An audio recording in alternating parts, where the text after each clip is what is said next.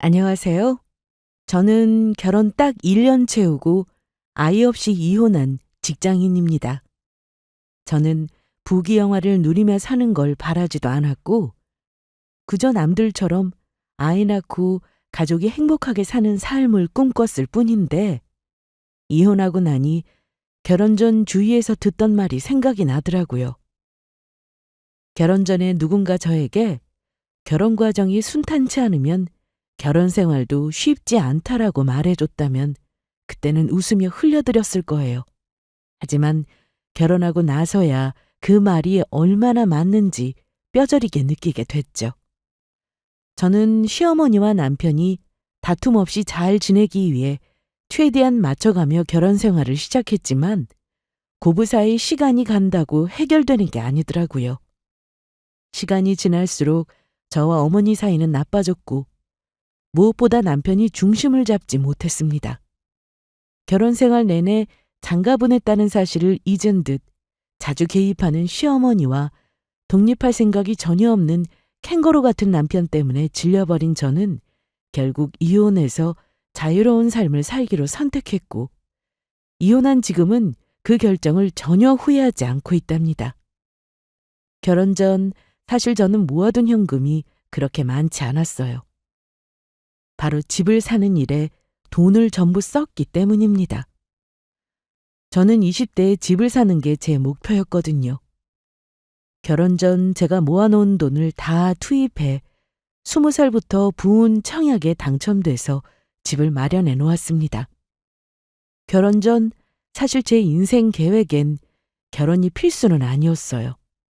30 전에 집을 마련해서 독립하는 게 목표였고, 그 목표를 이룬 덕에 여유롭지는 않아도 내 집에서 혼자 편안하게 살고 있었죠.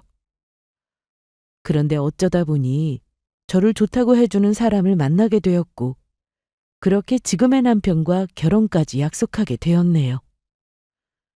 결혼 말 나오기 전이었지만 남편에게 집이 있다고 말했을 때 남편 반응이 아직도 생생히 기억이 납니다. 자기한테 시집 오면 돈 때문에 골치 아플 일은 없을 거라던 남편은 제가 이미 집이 있다는 말에 예상 밖의 반응을 보였거든요. 집이 있다고? 벌써 네 나이에 집이라니 대단한데? 설마 그럼 집에 대출도 없는 거야? 남편의 눈이 반짝였고 그 반응을 보고 저를 칭찬해 준다는 거에 신나서 대수롭지 않게 대답했습니다. 응, 내 꿈이 원래 30 되기 전에 대출 껴도 4명이 집 마련하는 일이었거든. 작년에 운 좋게 샀어. 결혼 생각은 없었고 그냥 독립하고 싶어서. 당연히 대출은 지금도 갖고 있지? 제가 아무렇지 않게 말했지만 남편은 좋아서 표정 관리가 안 되는 듯 보였어요. 와, 진짜 대단하다. 혼자 힘으로 집을 사다니. 근데 그럼 우리 결혼하면 신혼집 걱정은 없겠네? 뭐 그런 셈이지. 아직 내가 결혼하겠다고 마음을 정하지는 않았지만. 애매하게 대답하니 남편은 더 다가와서 손을 잡으며 다정하게 말했어요. 그럼 결혼 준비는 더 수월하게 할 수 있겠네. 우리 빨리 결혼하자. 더 기다릴 필요 없잖아. 내가 나머지는 다 알아서 준비할게. 괜찮지? 집이 있다는 말을 듣고 나서 왠지 저와의 결혼을 서두르는 듯한 느낌이 들었지만, 그때는 남편이 저를 사랑해서 빨리 결혼하고 싶어 하는 거라고 좋게 생각하려 했죠. 그런데 이 결정이 제 인생의 큰 변곡점이 될 줄은 그때는 미처 알지 못했습니다. 그렇게 결혼 이야기가 진행되면서 남편은 일사천리로 결혼을 추진했습니다. 친정에서는 굳이 남편을 싫어할 이유가 없었어요. 안정적인 직장도 있었고 집안이 경제적으로 어려운 편도 아니었으니까요. 다만 시아버지만 2년 전 돌아가시고 어머니 혼자 계시긴 했습니다. 그거야 결혼에 문제될 건 없었죠. 다만 친정 부모님께 말하지 못한 사실이 있었습니다. 처음 예비시댁에 인사하러 갔을 때 몇 가지 마음에 걸리는 게 있었어요. 바로 시어머니의 요란스러운 아들 사랑이었죠. 처음 인사드리러 갔을 때부터 시어머니는 남편을 마치 여전히 손길이 닿아야 할 어린아이처럼 대하시더라고요. 남편이 뭘 먹든 뭘 입든 세세하게 챙기시면서 옆에서 간섭하시는 모습을 보니 과연 결혼 후에도 이분이 아들을 독립된 사람으로 대할 수 있을까 하는 걱정이 들기 시작했습니다. 저희 집에는 딸만 둘인데도 부모님은 우리 딸 하며 유난스럽게 키우진 않으셨어요. 그래서인지 남편네 집안의 분위기는 저에게 참 생소했어요. 남편은 아들 둘 중 막내 아들이었고 시어머니가 남편을 유독 아끼고 의지한다는 이야기를 들었을 때도 그냥 그런가 보다 했죠. 처음 예비시댁에 인사드리러 가기 전에 남편이 미리 저에게 이런 얘기를 했어요. 어머니가 형보다 나한테 사랑이 좀 과한 편이야. 형이 좀 무뚝뚝하고 애처가라 형수밖에 모르는 스타일이라 그런지 형 장가가고 나서는 나한테 의지를 많이 하셔. 그래서 혹시 어색해 하셔도 너무 신경 쓰지 마. 아마 얼굴 보자고 하신 거 보면 너 안 봐도 이미 며느리감으로 합격이란 소리니까 걱정할 거 없어. 그 말을 듣고 저는 그럴 수 있지 싶었죠. 하지만 막상 예비시댁에 들어서자마자 느껴지는 분위기는 생각보다 더 어색했어요. 시어머니는 저를 보자마자 웃음기 없는 표정으로 인사를 받으셨고 곧바로 남편에게 먼저 다가가 손을 꼭 잡으셨습니다. 아들, 잘 왔어. 오늘 바쁜데 얼굴 보니까 좋네. 그래. 오늘 색식감 엄마한테 보여준다고? 예비 시어머니의 목소리는 남편을 향할 때만큼은 다정했지만 저를 볼 때는 미묘하게 냉랭했습니다. 대놓고 냉랭한 자기 어머니 반응이 민망했는지 남편이 저를 가리키며 말했죠. 엄마, 이쪽이 제가 말했던 주연이에요. 아주 똘똘하고 야무지게 생겼죠. 오늘 엄마가 보고 싶어 했던 며느리감 드디어 보는 날이니까 궁금한 거 있으시면 물어보세요. 엄마 맘에 아주 꼭 드실 거예요. 저는 긴장한 마음으로 공손히 인사했죠. 안녕하세요. 처음 뵙겠습니다, 어머님. 김주연이라고 합니다. 그러자 시어머니는 저를 한번 훑어보더니 남편에게만 시선을 돌리며 말씀하셨어요. 아들, 네가 결혼할 사람이니 알아서 잘 고른 거지? 엄마는 아들을 믿는다. 우리 아들이 결혼하겠다고 데려온 여자니까 내 맘에도 분명 드는 며느리겠지. 엄마가 뭐라고 너 좋다는 여자를 싫다고 하겠니? 어련히 알아서 했을라고. 저는 시어머니가 저를 탐탁치 않게 보고 있다는 느낌을 받았습니다. 말씀은 저리 하셔도 사람이 느낌이라는 게 있으니까요. 그 말을 들으니 어쩐지 가슴 한구석이 서늘해졌어요. 마치 시어머니에게 저는 아들의 선택이지만 본인 맘에는 들지 않는다는 말로 느껴졌거든요. 처음부터 이런 분위기가 만들어지다 보니 그날 내 대화도 어색했고 저는 마음이 편치 않았습니다. 어머니는 말을 이어가시면서도 저를 탐탁치 않은 눈으로 보셨어요. 그래 뭐 네가 좋다면 내가 반대할 이유는 없지. 다만 네가 마지막 혼사라서 엄마가 신경은 쓰여. 잘 정한 거 맞는 거지? 당연하죠, 엄마. 제가 말씀드렸잖아요. 주연이 나이에 이렇게 경제관념 철저하고 야무진 여자 없다고요. 엄마는 진짜 훌륭한 막내 며느리 보시는 거예요. 엄마한테 네가 좀 귀한 아들이냐? 너를 믿지만 엄마도 왜 며느리 욕심이 없겠어. 암튼 간에 오늘 인사하러 왔으니 궁금한 거나 좀 물어보자꾸나. 자식 소중하지 않는 부모는 없는 법이고 우리 부모님께 저 역시 소중한 딸이니 예비 시어머니가 저리 생각하시는 것도 당연하다 생각하려 했습니다. 하지만 그날 어머니는 제가 마치 아들을 빼앗으러 온 여자 취급을 하셨습니다.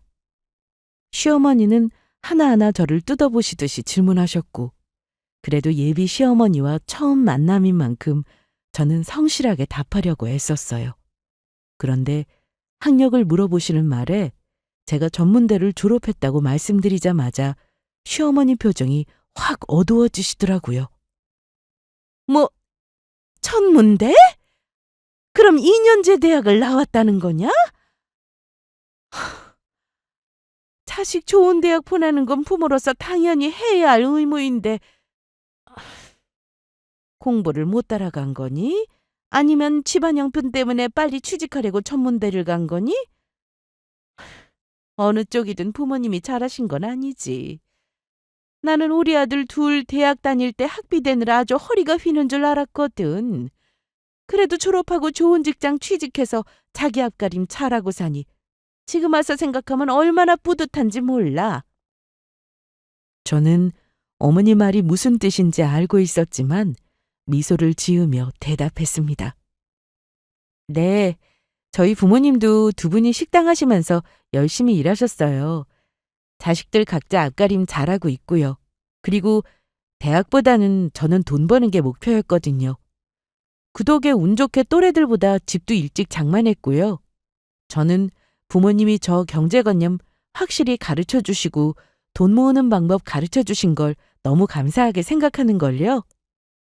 그런데 제 말을 들으신 시어머니가 피식 웃으시면서 조용히 그러나 들릴 만큼 또박또박 말씀하시더군요. 부모가 해준 게 없으면 자식이 고생이 많지. 부모 덕도 별로 못 본 거고. 말은 그렇게 하지만 나름 고생스러웠겠구나. 부모님이 힘들게 일하시며 키워주신 걸 자랑스럽게 생각해 왔는데 덕이 없다는 말에 마음이 움츠러들더라고요. 그렇지만 최대한 감정을 억누르고 답했습니다. 저는 돈을 물려받는 것보다 더 소중한 것들을 가르쳐 주셔서 감사하게 생각하고 있어요.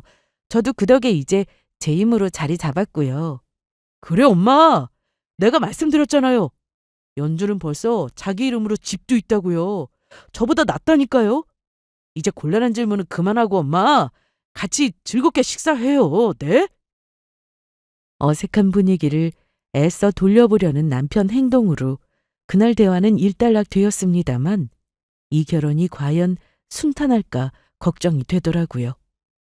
어머니는 아들이 제 눈치를 보면서 편을 드는 모습을 보고 여전히 굳은 얼굴이 되시더니 더는 곤란한 질문은 하지 않으셨습니다.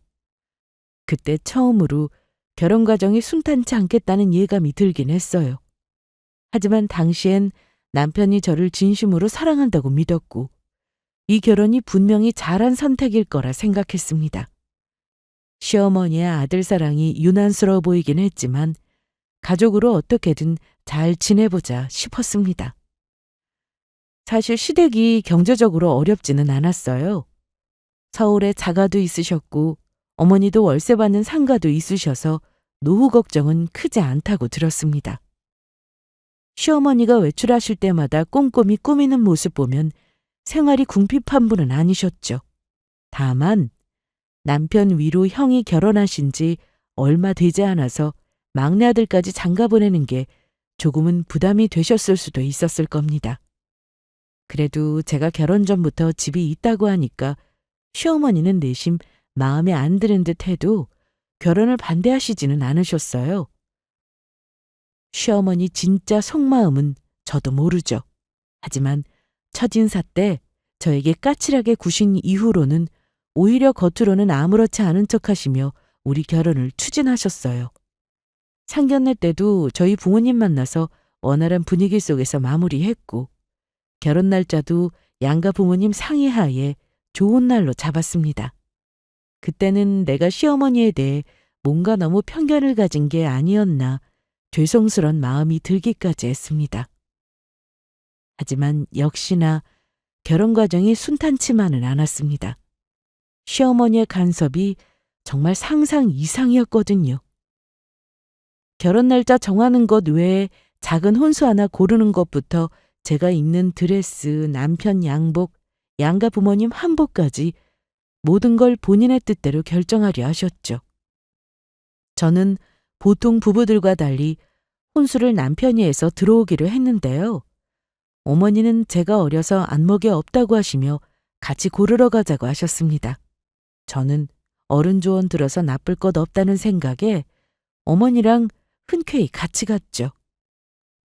하지만 혼수가구를 함께 보러 갔을 때도 시어머니는 본인 취향으로 가구니 뭐니 싹 다 고르시더라고요. 혼수뿐만 아니라 결혼과 관련한 다른 준비를 할 때도 어머니는 늘 동행을 원하셨습니다. 저도 제가 살던 집이지만 신혼 살림에 대한 로망이 있는데 어머니가 너무 자기 취향을 강요하시니 속으로 짜증날 때도 있었습니다. 제가 고른 살림이 마음에 안 드시면 어머니는 어김없이 사지 말라고 역정을 내셨고 꼭 저를 나무라셨어요. 예, 보는 눈이 없으면 그냥 어른이 해주겠다는 대로 가만히 있어. 살림은 전부 우리 쪽에서 해주는 건데 당연히 내 의견을 우선적으로 들어야 하는 거야. 그래도 어머니, 저랑 그이가 살 집이니까 저도 제 취향대로 고르고 싶은데요. 취향은 무슨 얼어 죽을. 나중에 애 태어나서 다 망가져보고 나서 후회할래? 잠자코 있어. 내가 최소 20년은 너끈히 쓸 수 있는 걸로 골라줄 테니. 처음에는 그렇게라도 맞춰드려야 결혼 후에도 사이좋게 지낼 수 있겠다고 생각했어요. 그래서 최대한 맞춰드리려 했었죠. 혼수며 가구며 다 어머니의 손길이 닿지 않은 게 없었습니다. 저는 남편이라도 중간에서 어머니에게 제 의견을 대신 말해줬으면 했는데 남편은 저에게 미안하다고 하면서 어머니 말을 존중해달라고만 했습니다. 주연아, 내가 사실 우리 엄마 성격 못 이기거든? 아들만 둘 키웠으니 성격이 오죽하시겠어. 결혼하고 나면 아마 엄마도 시들해지실 거야. 내가 마지막 혼사라 엄마가 신경이 많이 쓰이시는가 봐. 집도 네가 해왔는데 혹시나 신랑이 봉잡았다는 말 듣고 싶지 않으시다고 제일 좋은 걸로 해주고 싶으시대. 그러니까 좀 힘들어도 우리 어머니 말대로 해줘. 응? 친정에서는 아무리 내가 살던 집에 혼수를 남자가 해서 들어온다고는 하나 시댁에 아무것도 안 하는 건 예의가 아니라면서 어머니가 쓰던 낡은 가전을 바꿔드리라고 했어요. 남편 역시 은근히 어머니에게 필요한 가전을 추가로 장만해달라고 부탁했었고 저는 당시 그게 결혼 생활의 일환이라고 생각해서 다 흔쾌히 사줬었죠. 그래서 저도 어머니가 해주는 혼수로 신혼집을 채웠지만 어머니 댁에 김치냉장고니 건조기니 식기세척기니 돌침대니 전부 새로 놔드렸어요. 그럼에도 불구하고 문제는 결혼 후에도 어머니의 간섭은 멈추지 않았다는 게 문제였습니다. 결혼 후 신혼집에서의 첫 생활은 설렘보다는 불편함이 더 컸습니다. 바로 시어머니의 끝없는 간섭 때문이에요. 특히 제가 가장 싫었던 건 시어머니가 저와 남편이 없을 때도 신혼집에 무단으로 들락거리는 일이 잦았다는 겁니다. 처음엔 어떻게 비밀번호를 알았는지 궁금했지만 곧 남편이 시어머니에게 알려드렸다는 사실을 알고 실망했죠. 결혼 후에는 시들해질 거라는 남편 말과는 달리 어머니는 결혼 후에도 툭하면 우리 신혼집에 제 집 드나들듯 자주 들락거리셨습니다. 새로 꾸민 집에서 남편과 단둘이 오붓하게 지내고 싶었던 제 바람은 산산이 무너졌습니다. 처음에는 둘 다 회사 가서 집이 비어 있는데도 어머니가 찾아오셔서 가구 배치를 바꿔놓으시거나 집안의 청소 상태 가지고 잔소리를 하셨습니다. 특히 저는 예고도 없이 찾아오시는 일이 너무 불편했어요. 회사에서 돌아오면 거실에 가구 배치가 바뀌어 있거나 주방에서 제가 정리해둔 물건들이 엉망이 되어 있곤 했습니다. 처음엔 참아보려고 했죠. 그래서 남편에게도 조심스레 말했습니다. 아무리 그래도 신혼이잖아. 아무리 아들이지만 신혼집인데 어머니가 연락도 없이 불쑥 찾아오시는 게 조금 부담스러워. 와서 가만히 계신 것도 아니고 어머니가 산 살림 죄다 건드리시잖아. 분명히 내 집인데 나는 왜 집이 점점 불편해지지? 당신이 어머니께 말씀 좀 드려봐. 내가 말하느니 당신이 말하는 게 낫지 않겠어? 남편은 제 말에 한숨을 내쉬기만 했습니다. 아무래도 우리 어머니가 나 장가 보내고 외로우신가 봐. 아버지가 안 계셔서 더 그러신 건데 당신이 조금만 이해해주면 안 되겠어? 남편은 계속 저에게 이해해달라는 말만 하더라고요. 그래도 저는 그 상황을 최대한 긍정적으로 보려고 애썼어요. 처음에만 이러다 마시겠거니 참아보려 했습니다. 나만 참으면 될 일이고 결혼했으면 가족이니 잘 지내야 한다고 생각한 거죠.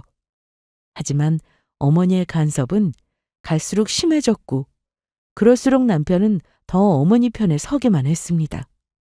어느 날은 퇴근하고 집에 들어서니 거실 분위기가 전과 달리 또 이상하게 달라져 있었습니다. 소파 위치가 바뀌고 테이블 위에 있던 장식품들이 사라져 있었어요. 깜짝 놀란 저는 남편에게 물었죠. 여보, 이거 뭐야? 왜 또 물건들이 왜 이렇게 바뀌어 있어? 남편은 피곤한 표정으로 답했습니다. 아, 어머니가 오셔서 집을 좀 정리하신 것 같아.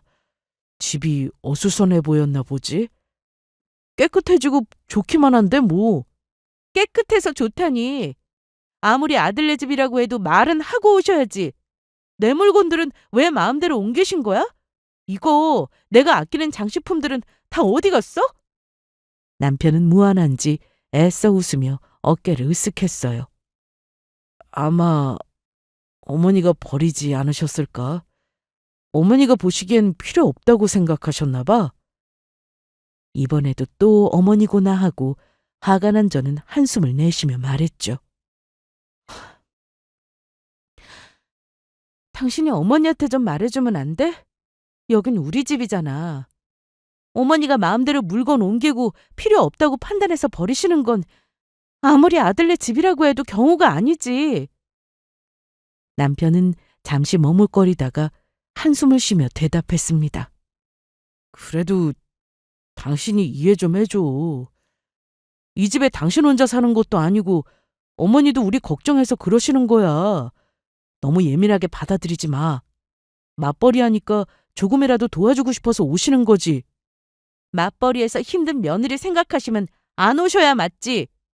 왜 내 입장은 배려 없이 어머니 뜻대로 하시는지 모르겠다.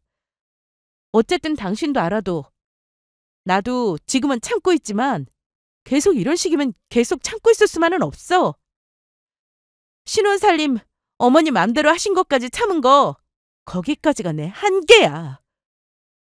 화가 머리끝까지 치밀었지만 제 입장은 이해한다는 남편 말에 마음이 누그러진 저는 조금만 더 참아보기로 했습니다.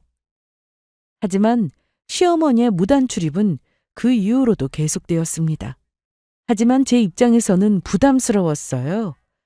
제가 아이가 있는 것도 아니고 둘이 살면서 집이 얼마나 더러워지겠습니까? 어머니는 말은 도와준다고 하시지만 그게 아니라 아들을 아직도 품에서 놓지 못하고 만사를 좌지우지하시려는 것처럼 느껴졌어요. 어느 날은 시어머니가 퇴근한 저를 기다렸다가 잔소리를 시작하셨죠. 아예 작정을 하셨는지 피곤해져러 퇴근하는 제가 집안이 지저분하다는 잔소리부터 늘어놓으셨습니다. 집이 왜 이렇게 지저분해? 넌 도대체 살림을 어떻게 하는 거니? 화장실은 또 저게 뭐야? 잠깐이면 되는 건데 그걸 못해? 저는 갑작스런 어머니 야단에 당황해서 변명하듯 말했어요. 어머니, 저 어제 청소 다 했는데요. 퇴근하고 바로 청소하긴 힘들어요. 그리고 저 혼자 사는 집 아니잖아요. 어머니 아들이요. 생각보다 짐 많이 어지르고 다녀요. 제가 다 큰 성인 뒷공무니 쫓아가면서 치울 수는 없는 노릇 아닌가요? 그러자 시어머니는 한숨을 쉬며 더 큰 소리로 말했습니다. 아휴, 우리 아들이 벌어오는 돈이 얼만데 그런 소리를 해? 신혼집이 이 모양이면 어떡하니? 집에 들어오면 어수선해서 우리 아들 스트레스 받을 거 생각 안 해? 단 한 번도 집을 이렇게 더럽게 해놓은 적 없는 사람이야. 게다가 이 살림들 다 누구 돈으로 산 거냐? 다 내가 해준 거잖아. 이렇게 살림 간수도 제대로 못하는데 내가 마음이 놓이겠어? 어머니 말을 듣는 순간 알겠더군요. 아, 여기서 아무리 어머니에게 어필해봤자 똑같겠구나 싶었습니다. 결국 저는 남편에게 마지막이라고 생각하고 진지하게 얘기했어요. 이번에는 정말 내 입장을 배려해서 어머니에게 확실히 말해달라고 최대한 부탁했습니다. 하지만 남편은 여전히 방관하려 했고 시어머니의 간섭은 멈추지 않았습니다. 여보, 이건 좀 아니지 않아? 어머니가 우리 집에 이렇게 자주 오셔서 가구 배치까지 바꾸고 청소 상태까지 잔소리까지 하시는 건 좀 심하잖아. 내가 집에서 쉬는 게 아니라 긴장하게 돼. 당신은 내가 혼나는 모습 보고도 아무렇지 않아? 여기 내 집이야. 어머니가 혼수해 주셨다고 해서 아들 신혼집에 마음대로 드나들 수 있는 권리는 없어. 나 어머니가 한 번만 더 이러시면 정말 못 참을 것 같으니까 당신이 좋은 말로 말씀드려줘. 제발 부탁할게. 하지만 이번에도 남편은 어깨를 으쓱하며 그저 무심하게 대답했어요. 글쎄, 나는 이 정도면 어머니가 충분히 간섭할 수 있는 부분인 것 같은데 어머니가 우리 걱정해서 그러시는 거잖아. 우리 엄마 성격 몰라? 내가 당신 편 들면 대번에 역정리고 노발대발하실 뿐이야. 장가 가서 변했다고 요즘에 안 그래도 나 싫은 소리 엄청 듣고 있단 말이야. 당신만 조용히 넘어가면 아무 문제 없다니까. 또 그 소리야? 당신은 엄마 아니면 아무것도 못할 사람이구나. 그리고 이 집에 어머니가 사주신 물건만 있는 건 아니잖아. 내가 쓰던 살림도 있는데 왜 남의 소중한 물건을 함부로 버리니마니 하시는 건데. 이건 우리 친정 엄마도 안 하는 짓이라고. 아무튼 나도 더 이상은 못 참아. 앞으로는 내 방식대로 할 거야. 저는 어디 두고 보자 하는 마음으로 남편에게 화를 내버렸습니다. 남편에게는 더 이상 도움을 못 받을 듯 했어요. 신혼이지만 남편과 같이 안 사는 한이 있어도 이대로 시어머니 간섭을 참지 않겠다고 결심했죠. 어머니가 우리 집을 본인 아들 집이라고 생각하시고 본인이 마련한 살림은 물론 제 물건까지 손대는 걸 더는 두고 볼 수 없었습니다. 그러다 며칠 뒤 제가 출근하고 집에 없을 때 시어머니가 또 다녀가셨더라고요. 이번에는 제가 친정엄마에게 물려받은 주방 선반위에 있던 그릇들이 모두 사라졌더군요. 예전에 제가 아끼는 그릇들이었는데 시어머니가 본인 기준으로 이건 필요 없어 보인다며 다 치워버리신 거였죠. 참다 못한 저는 남편에게 마지막이라 생각하고 어머니를 말릴 수 있는 기회를 줬습니다만 남편의 대답은 역시나 저에게 이해해달라는 말뿐이었습니다. 나 어머니 때문에 스트레스 받아서 비밀번호 바꿨어. 하루가 멀다고 집에 어머니가 자꾸 들어오시니까 더 이상은 못 참겠다. 이젠 우리 허락 없이 못 들어오시게 바꾼 거니까 당신 마음대로 비밀번호 알려드리지 마. 남편 그제야 당황한 얼굴로 물었습니다. 비밀번호를 바꿨다고? 어머니가 알면 엄청 기분 나빠하실 텐데. 여보, 꼭 이럴 필요가 있어? 그러지 말고 조금만 참아보지. 엄마가 아직은 노파심해서 그러시는 거잖아. 엄마 화내면 당신 감당 못해. 기분 나쁜 건 나야. 여긴 우리 신혼집이지만 엄연히 말하면 내 집이야. 어머니가 기분 나쁘셔도 언젠가는 한번 짚고 넘어가야 하는 일이니까 당신은 도와주지 않을 거면 차라리 아무 말 하지 마. 비밀번호를 바꾼 후 며칠간 시어머니의 연락은 없었어요. 아마도 남편이 어머니 성미를 알고 제가 비밀번호를 바꾼 걸 미리 귀띔을 했을 거라 짐작했습니다. 당분간은 어머니도 조심해달라고 했겠다 싶었죠.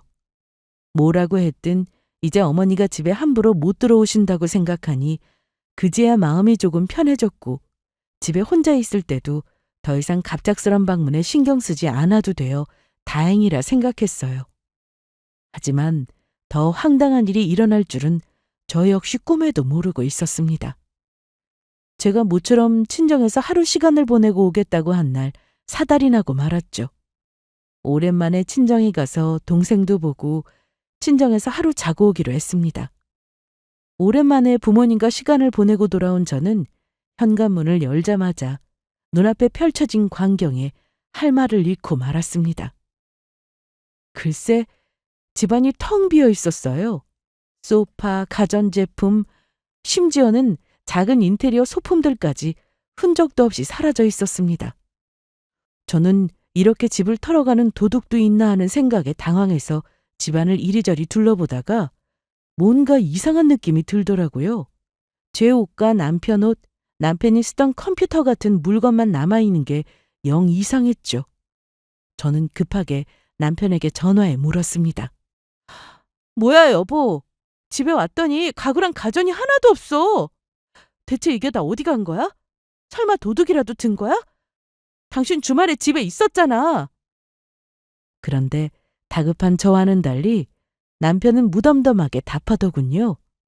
아, 그거 도둑 든 거 아니야. 실은 어머니가 주말에 다 가져가셨어. 근데 너무 걱정하지 마. 창고에 당분간 보관한다고 하셨으니까. 어머니가 짐을 모조리 빼가셨다는 말에 저는 말문이 막혔습니다. 뭐라고? 어머니가 다 가져가셨다고? 왜? 그게 당신이 비밀번호 바꾼 거 알고 어머니가 엄청 화내셨거든. 내가 잘 말씀드렸는데도 괘씸하다고 화를 안 푸시더라고. 그러면서 이 집 가구랑 가전 어머니가 산 거니 전부 가져가겠다고 하시는 거야.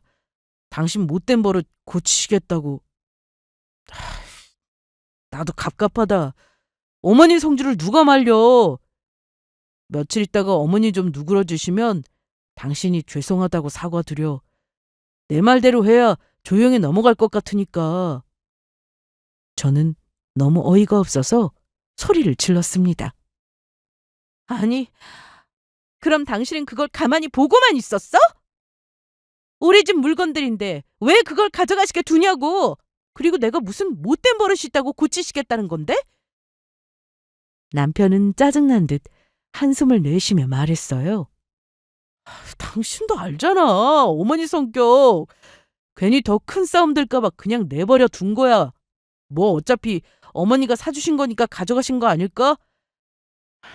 당신만 고분고분하면 다 해결될 일이야. 며칠만 있다가 창고 보관 비용 내고 도로 가져오면 되잖아. 남편 말을 듣는 순간 저는 참았던 눈물이 터졌습니다. 어머니가 살림을 사주셨다고 해도 여긴 우리 집이잖아. 내 살림도 싹 다 가져가셨더라? 아들 신혼집에 마음대로 들어와서 살림을 가져가시는 게 말이 된다고 생각해? 하지만 남편은 여전히 무심한 말투였습니다. 좀 진정해, 여보. 어머니도 화가 나셔서 극단적으로 행동하신 거니까 일단 좀 참자. 내가 나중에 어머니한테 말씀 잘 드려볼게. 남편의 말은 전혀 위로가 되지 않았습니다. 이 사람도 결코 제 편이 아니라는 걸 다시 한번 깨달을 뿐이었죠. 그동안 계속 남편을 믿고 참아왔지만 그 믿음이 완전히 무너지더군요. 저는 울음을 참으며 차갑게 말했어요. 됐어. 말 안 해도 돼. 이제 더 이상 당신이 뭘 해도 상관없어. 난 어머니한테 사과할 생각 없어. 사과할 사람이 누구인지 분간도 못하는 인간들하고는 난 가족으로 살 생각이 더 이상 없으니까. 남편은 제 말에 그제야 당황하며 다급하게 말했어요. 무슨 소리야? 가족으로 살 생각이 없다니. 이게 그 정도로 화낼 일이야? 당신 그동안 내 말대로 해줬잖아. 갑자기 왜 이래? 뭐 이혼이라도 하겠다고? 그러게 우리 어머니 성질 알면서 비밀번호는 왜 바꿔? 이건 당신 잘못도 있어. 이 정도로 화낼 일이 아니라니? 당신 내 기분 한 번이라도 생각해봤어? 이젠 당신이나 어머니나 둘 다 지긋지긋해. 오늘 집에 들어올 생각하지도 마. 내 집 비밀번호 다시 바꾸고 나는 친정으로 다시 갈 생각이니까. 전화기 너머로 남편이 뭐라고 만류하는 소리가 들렸지만 저는 그대로 전화를 끊어버렸습니다. 그리고 친정으로 도로 갔어요. 친정 부모님은 제가 다시 온 걸 보고 깜짝 놀라서 자초지정을 물으셨고 저는 그간의 마음고생을 전부 말씀드렸습니다. 제 이야기를 다 듣고 아빠는 말없이 담배를 물고 나가버리셨고 엄마는 썩을 놈의 집구석이라며 노발대발하셨어요. 제 마음대로 하라고 이혼해도 아무 문제 없다고 하셨고 저는 이혼하겠다고 부모님께 말씀드렸습니다. 친정에서 마음을 다잡은 저는 더 이상 피해만 보고 있을 수 없다고 생각했어요. 그래서 결심했죠. 시어머니에게 똑같이 이 기분을 맛보게 해주기로요. 먼저 저는 결혼하면서 시어머니 집에 새로 사들였던 가전제품과 가구들부터 정리하기로 했습니다. 고가의 세탁기, 돌침대, 수입 가죽 소파 등 제 돈으로 마련한 물건들이니 어머니 논리대로라면 저도 마음대로 뺄 권리가 있는 셈이었죠. 저는 곧바로 이삿집 센터에 연락했습니다. 어머니 댁 비밀번호도 알고 있었고 어머니가 집을 비우는 시간도 알고 있었던 저는 이삿짐 센터 직원들과 함께 시어머니 집으로 향했고 시어머니가 없는 동안 물건들을 하나씩 회수하기 시작했습니다. 새로 장만해드렸던 세탁기를 떼어내고 돌침대를 들어올리며 직원들이 묻더군요. 이거 꽤 고가의 제품인데 원래 쓰시던 분이 정말 빼도 괜찮으신 건가요? 저는 웃으며 대답했어요. 네, 그럼요. 걱정 마시고 제가 빼달라고 하는 물건은 전부 빼주세요. 그렇게 시어머니 집에서 제가 사드렸던 모든 물건을 빼내고 다시 내 집으로 옮겼습니다. 집에 돌아와 가전제품을 설치하고 가구 배치를 마친 후 내 집을 완전히 되찾은 기분에 후련함이 몰려왔습니다. 그리고 이제 남편 차례였죠. 저는 남편의 집을 하나하나 정리하기 시작했습니다. 남편 옷, 서재에 있던 컴퓨터와 헬스기구들, 신발장에 놓여있던 구두들까지 전부 이삿짐 박스에 담아 정리했어요. 그 짐들을 모두 모아 시댁으로 보내줬습니다. 그리고 남편에게는 마지막 문자만 남겼습니다. 당신 짐 시댁으로 보내놨어. 더 이상 내 집에 들어올 필요 없어. 이젠 나 혼자 살 거니까. 우리 조용히 이혼하자. 그날 오후 남편에게 전화가 걸려왔지만 저는 받지 않았어요. 대신 시어머니가 곧바로 제게 전화를 걸어왔죠. 너 지금 뭐 하는 짓이야? 너 허락도 없이 내 집에 와서 물건을 왜 가져가? 대체 무슨 짓이니? 경찰에 절도로 신고해야 정신 차릴래? 내가 너 버릇 고치겠다고 한 짓인데 사과는 못할 망정 이런 짓이 말이 된다고 생각해? 저는 어머니 반응을 예상했던 터라 오히려 차분하게 대답했습니다. 어머니, 말은 똑바로 하셔야죠. 전 어머니 물건 가져간 거 없는데요. 가져온 물건은 제 돈으로 다 산 거예요. 제 돈으로 샀으니까 내 집으로 가져왔어요. 어머니도 어머니가 샀다면서 다 가져가신 거잖아요. 근데 기존에 제 살림도 다 가져가셨던데 그렇게 따지면 절도죄를 신고할 사람은 어머니가 아니라 저죠. 시어머니는 분노에 찬 목소리로 소리쳤습니다. 뭐야? 너 이런 짓 한 거 친정 부모님도 아셔? 이게 며느리가 할 짓이냐? 내 아들이랑 뭐 끝장이라도 내겠다는 거니? 저는 웃으며 대답했죠. 네, 저희 부모님도 다 아시는데요. 그리고 끝장 못 낼 것도 없죠. 저 어머니 아들이랑 이혼할 건데요. 아, 그리고 어머니 아들 짐은 전부 시댁으로 보냈으니까 잘 받아보세요. 경찰에 신고하시든 말든 어머니 마음대로 하시고요. 누구 때문에 상황이 이렇게 됐는지 한번 잘 생각해보세요. 제 말을 들은 시어머니는 당황하며 말을 이었습니다.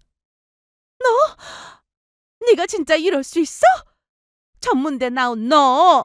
나는 뭐 맘에 들었는 줄 알아? 집 하나 있는 거 보고 며느리 받아줬더니 아주 주제를 모르는구나. 네 부모님도 너한테 이혼하라고 하셔? 우리 아들이랑 이혼하면 이혼녀 딱지 붙이고 퍽이나 잘 살겠구나. 어머니, 우리 부모님이요. 부모님께서 하신 말씀은 딱 하나예요. 네가 행복하지 않으면 당장 그만두라고요. 그리고 제가 못 살 게 뭐 있나요? 저는 전문대 나왔지만 집도 있고 차도 있거든요. 그 나이에 집 한 칸도 없는 어머니 아들 걱정이나 하세요. 저는 어머니에게 참았던 말을 하면서 속이 다 시원했습니다. 하지만 어머니는 전화기 너머지만 머리 끝까지 화가 나셨는지 소리를 고래고래 지르셨어요. 그래서 정말 이 시험이 무시하고 기어이 이혼하겠다 이거니? 네, 이혼할 거니까 어머니 귀한 아들 어머니가 데리고 사세요. 아들 신혼집 들락거리면서 간섭질 마시고 어머니가 데리고 살면서 마음대로 하시라고요. 저는 아들 시어머니랑 나눠 가지고 살 만한 대인배가 아니라서요. 앞으로 내 집에 무단 침입하지 마시고 저한테 연락하지 마세요. 저는 제 할 말을 다 하고 전화를 끊어버렸습니다. 이어서 시어머니와 남편이 번갈아 전화를 하고 문자로 난리를 쳤지만 철저히 무시해줬습니다. 그렇게 남편의 짐을 모두 정리하고 집을 본래 제 모습으로 완전히 되찾은 저는 홀로 거실 소파에 앉아 긴 한숨을 내쉬었습니다. 어머니가 빼가서 텅 비어있던 신혼집이 제가 시댁에서 빼온 물건으로 가득 채워져 있었어요. 이제는 남편도 시어머니도 더 이상 내 삶과 공간을 침범하게 놔두지 않겠다고 다시 한번 마음을 다잡았습니다.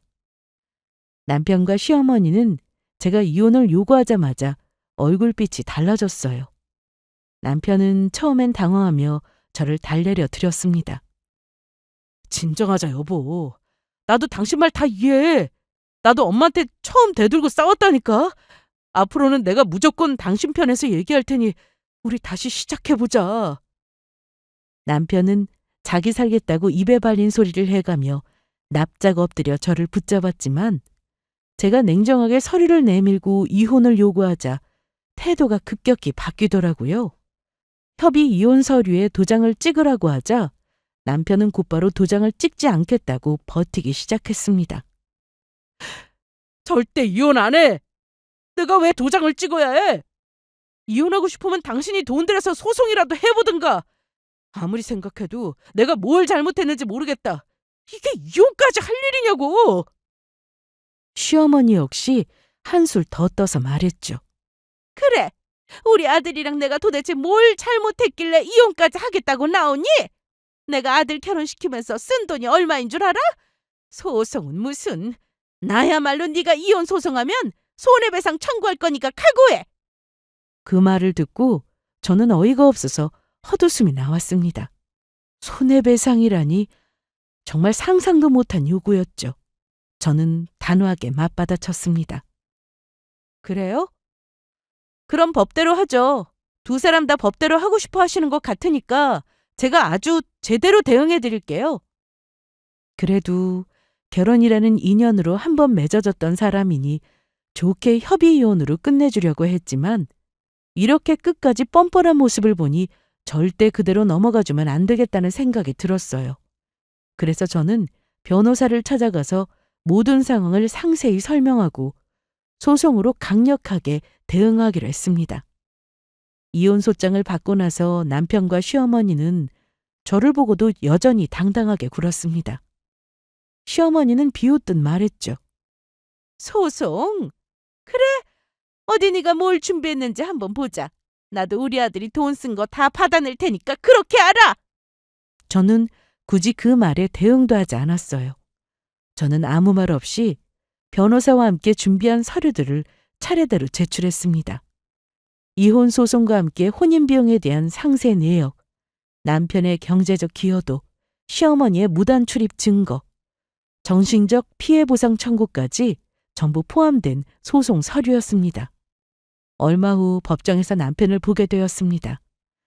남편은 역시나 소중한 자기 엄마랑 함께더군요.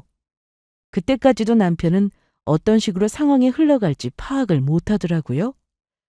잠시 후 우리 측 변호사가 서류를 법정에 제출하며 말했어요.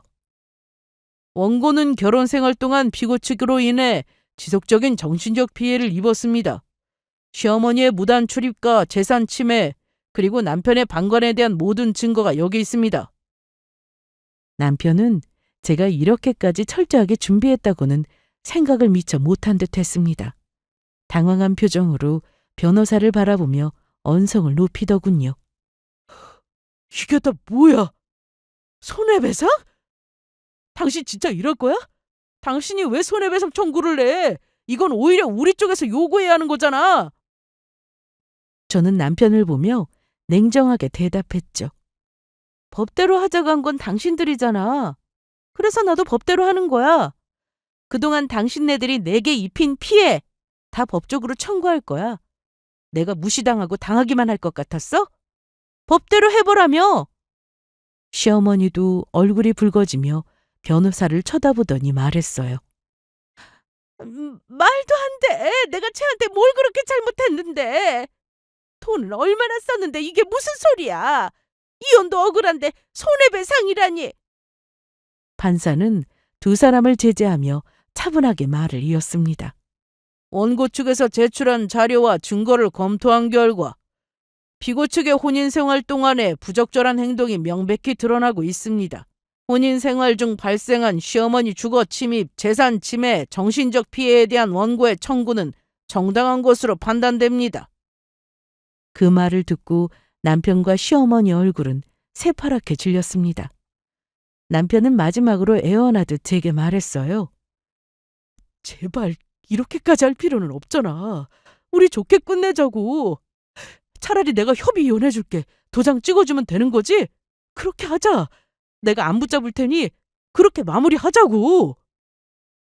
하지만 저는 남편 놈을 차갑게 쳐다보며 마지막 말을 날렸습니다. 다시 시작할 기회는 이미 여러 번 줬어. 기회를 자기 발로 찬 사람은 당신이야. 끝까지 법대로 가져간 건 당신이랑 어머니니까 앞으로 일어날 모든 상황은 스스로 책임지도록 해. 뭐 위자료는 당신 어머니가 다 내주시면 되겠네. 결국 법원은 제 손을 들어줬습니다. 이혼이 성립되었고 남편과 시어머니는 저에게 정신적 피해 보상금과 위자료를 지불하게 되었습니다. 그렇게 모든 법적 절차가 끝난 후 저는 그 집안과 상관없는 사람이 되었어요. 지금은 굳이 이사하지 않고 제가 첫 집으로 산 집에 사는 중이랍니다. 아직은 상처를 극복할 시간이 충분히 흘렀다고 생각지는 않지만 시댁에 대한 분노는 소송하면서 많이 사그라들었다고 말씀드립니다.